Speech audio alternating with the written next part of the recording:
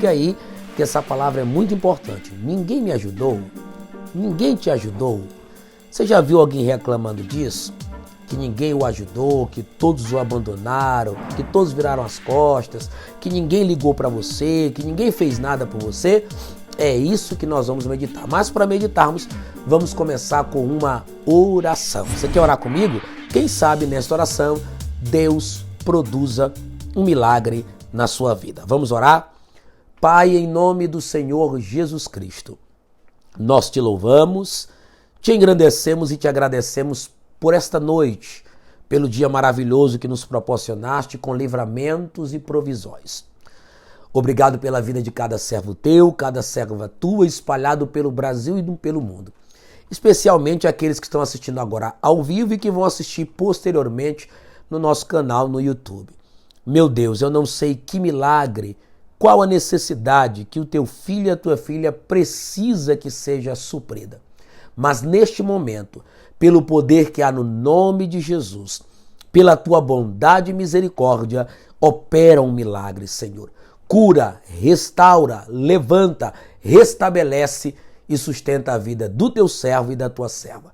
Fica conosco, Pai, nesta palavra. Fala aos nossos corações. Leva-nos à reflexão que traga edificação, conhecimento e solidez para a nossa fé em um tempo tão necessário. Nós oramos agradecidos no nome de Jesus. Amém e amém. O texto para nós lermos está em Gênesis. Gênesis, capítulo de número 19, versículos 27, 28 e 29. Gênesis 19, versículos 27, 28 e 29. Se eu fosse você, eu pegava a Bíblia Sagrada para ler esse texto e, se necessário, voltarmos a outras partes do contexto dessa história para entendermos esta mensagem, essa reflexão. Gênesis capítulo 19, versículos 27 a 29 está escrito assim: E Abraão levantou-se aquela mesma manhã, de madrugada, e foi para aquele lugar onde estivera diante da face do Senhor. Marca aí, estivera diante da face do Senhor. E olhou para Sodoma e Gomorra e para toda a terra da campina, e viu, e eis que a fumaça da terra subia como a fumaça de uma fornalha. E aconteceu que, destruindo Deus as cidades da campina, lembrou-se Deus de Abraão. Muita atenção para essa frase. Lembrou-se Deus de Abraão e tirou a Ló do meio da destruição. Amém, queridos e queridas? Muito bem.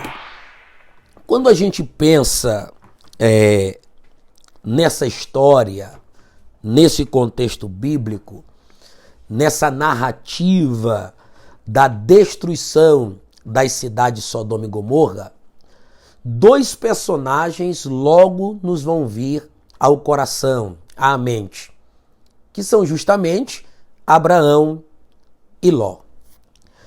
O que está acontecendo aqui é que Deus está trazendo juízo sobre uma região, sobre cidades que naquela época viviam tão dissolutamente.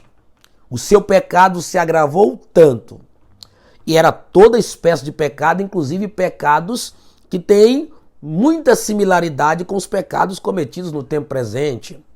Devassidão, vida tranquila no sentido de ter a abastança e usar dessa abastança e do conforto para viver uma vida relaxadamente no que diz respeito ao compromisso com Deus e a fazer aquilo que é certo diante da vontade do Senhor. E agora o próprio Deus, ele vai descer na terra, de acordo com Gênesis capítulo 18 e 19. Faz primeiro uma visita para Abraão e Sara, e depois ele vai se encaminhar com os anjos que estão ali visitando Abraão e Sara e que são ordenados a destruir as cidades de Sodoma e de Gomorra. O interessante é que quando Deus revela a Abraão anuncia a destruição daquelas cidades, e é muito lindo a forma como Deus diz. Deus faz uma pergunta: ocultarei eu a Abraão? Está lá em Gênesis, capítulo de número 18, a partir do versículo 17, disse o Senhor: ocultarei eu a Abraão o que eu estou para fazer? Visto que Abraão certamente virá a ser uma grande e poderosa nação, e nele serão benditas todas as nações da terra, porque eu tenho conhecido e sei que ele há de ordenar aos seus filhos e à sua casa depois dele, para que guardem o caminho do Senhor, para agir com justiça e juízo, para que o Senhor faça vir sobre Abraão o que acerca dele tem falado. Sabe o que Deus está falando aqui em síntese? Abraão é um amigo, tem intimidade comigo, é um homem de contato comigo, um homem que tem promessas de minha parte, um homem que eu sei que vai ordenar a sua casa, um homem que vai andar em retidão. E eu estou para fazer algo sobre a terra, em específico nas cidades de Sodoma e Gomorra. Eu vou ocultar isso a Abraão? Isso nos faz lembrar de Amós, quando o profeta diz que certamente o Senhor Deus não fará coisa alguma sem antes revelar os seus segredos aos seus servos, os profetas. Então Deus, ele pode sim revelar catástrofes, ele pode sim revelar acontecimentos futuros, diferente das adivinhações, dos profetas vendidos, dos enganadores que tem por aí, dos especuladores que podem facilmente, com muita inteligência, criar profecias futuras. Eu estou falando de gente que tem tanta intimidade com Deus, ao ponto de Deus falar para ele acontecimentos que ainda não se deram. E Deus está fazendo isso. Não vou esconder de Abraão, vou revelar para ele o que estou para fazer. Quando Deus fala a Abraão o que estava para fazer, sabe o que acontece? Abraão vai para a presença de Deus. Vai buscar ao Senhor não apenas como alguém que quer ter um momento de oração. Abraão vai como intercessor. Intercessor. Inclusive, eu vou deixar para outro dia para detalhar as características de um intercessor de acordo com a vida de Abraão. Porque o foco agora é Ló, ok? E Abraão então vai se posicionar na presença de Deus e vai fazer uma intercessão e vai buscar a Deus para saber se era possível aquelas cidades não serem destruídas, se poderiam ser poupadas a partir da presença de alguns justos, partindo de 50 justos. Abraão pergunta: se tiver lá 50 servos de Deus, crentes, salvos, tementes, o Senhor vai destruir a cidade? Deus diz que não destruiria. Mas fica subentendido que nessa mesma intercessão interrogatória de Abraão, ele vai fazer uma petição especial pelo seu sobrinho por nome Ló. E para falar dessa história entre Abraão e Ló, a gente precisa voltar em Gênesis 15. Quando, por se multiplicarem os bens de ambos tinham riquezas, tanto Abraão quanto Ló, o gado ia aumentando, os seus animais, os seus empregados. A Bíblia diz que houve uma contenda entre os pastores de Abraão e os pastores de Ló. Aí vem Abraão, chama Ló e diz algo interessante que pode ser aplicado no tempo presente. Abraão diz para Ló: não haja contenda entre mim e ti, entre os meus pastores e os teus pastores, porque nós somos irmãos. Está lá em Gênesis capítulo 15, depois você pode voltar para ler. Olha que coisa linda. Abraão está dizendo para Ló, seu sobrinho: nós não podemos contender. Entre nós não tem que ter briga, não tem que ter confusão, não tem que ter discussão. Entre nós precisa reinar a harmonia, porque nós somos irmãos, embora Abraão fosse tio dele. Está falando de família, de relacionamento familiar, de irmandade, e que essa palavra sirva para nós no tempo de hoje. Vamos eliminar discórdias, contendas e disse-me-disses e confusões entre nós no reino de Deus, principalmente num tempo como esse de tanto luto, de tantos de pessoas precisando encontrar referências de amor, de companheirismo, de unidade. Essas referências, sabe onde elas podem encontrar? Na igreja, no reino de Deus. Estas referências podem ser encontradas, ok? E aí Abraão diz: não pode haver contenda entre nós, porque nós somos irmãos. E Abraão vai fazer uma proposta para Ló. Olha aí, diante de ti está aí, um lado e outro. Você escolhe para que lugar for isso. Se você for para a esquerda, eu vou para a direita. Se você for para a direita, eu vou para a esquerda. E a Bíblia diz que Ló ergue os olhos e vê toda a campina, muito bonita, onde estavam as cidades de Sodoma e Gomorra, e ele então escolhe ir para lá. E tem gente precipitado que diz que Ló escolheu um lugar dissoluto, um lugar ruim para morar, cheio de pecadores. Gente, Ló não tinha informações de como era Sodoma e Gomorra. Tanto é que no capítulo 19 de Gênesis você vai ver que Ló parecia ter se transformado em uma espécie de juiz naquela cidade, tentando contornar a forma pecaminosa como aquela cidade vivia. Você vai ver isso quando os anjos entram na cidade e aí os moradores vão para a porta da casa de Ló querendo pegar aqueles homens, não sabiam que eram anjos, para quê? Para abusar deles, para forçá-los a ter relações sexuais, porque a cidade de fato estava enterrada no pecado. Então Ló vai morar nesse lugar desastroso, cheio de pecado, cheio de problema, em trevas, com tantas ações pecaminosas que a Bíblia diz que isto sobe diante das narinas, diante de Deus, o clamor sobe diante dos ouvidos de Deus e Deus vai descer na terra para trazer juízo. E aí, voltando à intercessão de Abraão, diz a Bíblia que Abraão vai interceder por Ló. E quando Deus ordena a destruição de Sodoma e Gomorra, aí entra o texto que nós lemos. Que Abraão, depois de ter orado, buscado, que ele se levanta de manhã, de madrugada, que ele olha, coloca o seu olhar em direção a Sodoma e Gomorra, que ele sabia que seria destruído, Abraão está preocupado. Não com aquilo que Deus estava por fazer, porque já estava determinado. Abraão está preocupado com a pessoa por quem ele orou, que foi Ló. E olha que Ló não sabia, porque estavam distantes um do outro, que alguém estava intercedendo por ele. E a resposta vem. Os anjos entram lá, tiram Ló da cidade, colocam ele num lugar de segurança e o texto vai dizer no versículo 29, e aconteceu que enquanto Deus destruía as cidades da campina, lembrou-se Deus de Abraão e tirou a Ló do meio da destruição. Aqui está o cerne da minha fala e do questionamento que é o título deste vídeo. Ninguém me ajudou? Ninguém me ajuda?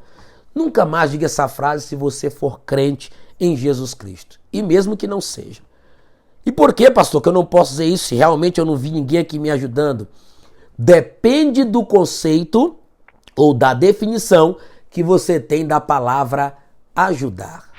Você acredita que só se ajuda uma pessoa estando presente?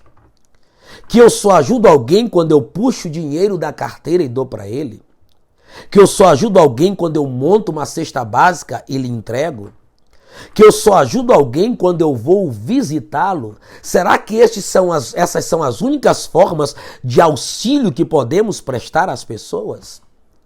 Existe uma ajuda no reino de Deus e no mundo espiritual que, de acordo com a situação e circunstância, ela tem muito mais potencial, eficácia e valor do que qualquer outra ajuda material, visível e palpável que possa nos alcançar. Eu estou falando de intercessões, de orações. Aí eu vou fazer uma pergunta que eu quero que pese no seu coração. Pese de uma forma positiva para você refletir. Você sabe quantos estão orando pela sua vida? Você tem definição de quantas pessoas Deus levantou como intercessores em favor da tua vida? Você sabe quantas pessoas diariamente estão orando por mim e por você? Pessoas que a gente nem conhece, nem sabe aonde está, nem sabe, mesmo naquelas horas em que a gente está reclinando a cabeça, dormindo, é madrugada, 3, 4 da manhã, e tem gente lembrando do meu e do seu nome, da minha e da sua família. Nunca mais diga que você não tem ajuda, porque, sobretudo, tens a ajuda do Pai, do Filho e do Espírito. Mas este Pai, revelado no Filho e que traz a graça por meio do Espírito, tem levantado pessoas para interceder por nós e orar por nós. Sodoma e Gomorra vai ser destruída. Abraão e Ló estão separados há tempo, um não tem contato com o outro. Talvez seja essa a vida que você esteja vivendo.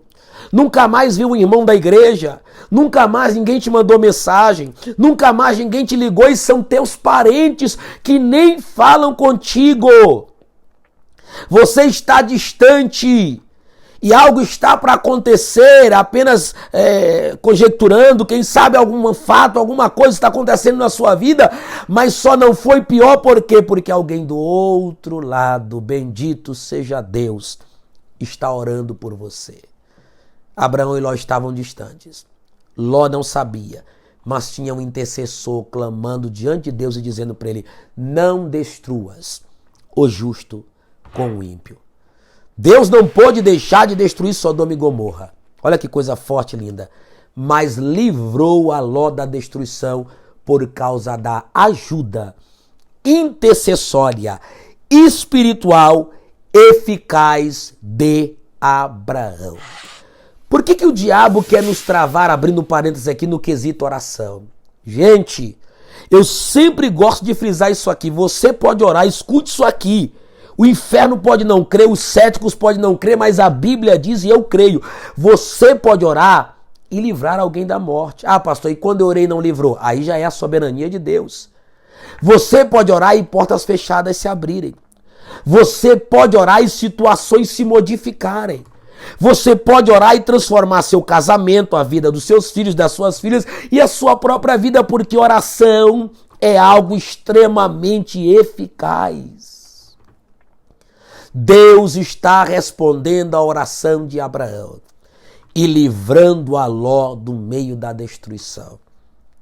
E aqui, caminhando para o final, deixa eu dizer algo interessante para você, para continuarmos na temática abordada nesta mensagem e neste vídeo. Quantas não foram as ajudas ao longo da caminhada? E eu falo das ajudas invisíveis, não detectadas por nós. Obviamente que primeiro entra a misericórdia de Deus, mas muito dos livramentos, muito das portas abertas, muito das curas e milagres que nós vivenciamos foram procedentes de guerreiros e guerreiras de orações que estavam clamando por nós. E eu vou aproveitar o ensejo para dizer glória a Deus e agradecer centenas de irmãos que eu tenho certeza que oram por minha vida. Sabe, queridos, se tem uma oração que mexe com o coração de Deus, é a oração intercessória. Uma oração intercessória pode modificar circunstâncias. A Covid-19 levou no Brasil mais de 100 mil pessoas à morte. Poderia ter sido muito pior, mas todos os que foram livrados nessa pandemia podem ter certeza que 3 agentes trabalharam para isso. A soberania do Deus Todo-Poderoso, que resolveu poupar-nos, a grandeza e nobreza dos profissionais de saúde que realmente se preocuparam com vidas e foram lá batalhar. E aqui entra algo espiritual. Não que Deus não seja espiritual, mas profundamente espiritual no sentido terreno. As orações dos santos. Eu quero declarar para você que é uma intercessora, o intercessor está com dificuldade de orar. Você tem passado dias difíceis e nunca mais orou, nem mesmo pelas pessoas como você fazia. Que Deus te levante novamente. Porque à distância, no calado, no oculto do seu quarto, você tem ajudado a muitos. Além da intercessão, ajudamos com palavras, com mensagens e até mesmo com simples e pequenos gestos, que para quem os faz, parece ser pequeno, mas para quem os recebe, são gestos extraordinários. Eu estou aqui para te dizer, como ministro do Evangelho, baixo o poder do Espírito Santo, pautado na palavra de Deus, que muitas das coisas maravilhosas que você viveu e ainda teve a capacidade de dizer que ninguém te ajudou, foi de fato a ajuda anônima dos que estão de joelhos orando por você. A partir de hoje, mude essa mentalidade. Não defina apenas uma ajuda física palpável e visível. Lembre-se das ajudas que você não consegue enxergar. E agradeça a Deus dizendo: te louvo por todos aqueles que têm me ajudado em oração. Sabe o que nos sustentou muito nessa pandemia? Os anônimos. Aqueles que não conhecemos ou até conhecemos, mas não sabemos que estão orando, chorando e clamando por nós. Amém? Que o Senhor te abençoe. Que esta mensagem penetre a sua alma e o seu coração. Não deixe de compartilhar com pessoas que necessitam ouvir a palavra de Deus. Não deixe de transmitir esta mensagem do coração de Deus, da palavra de Deus, àqueles que nunca mais dirão: não tenho ajuda, porque a ajuda de Deus estará chegando para a sua vida através de pessoas que estão intercedendo por você. Glória a Deus.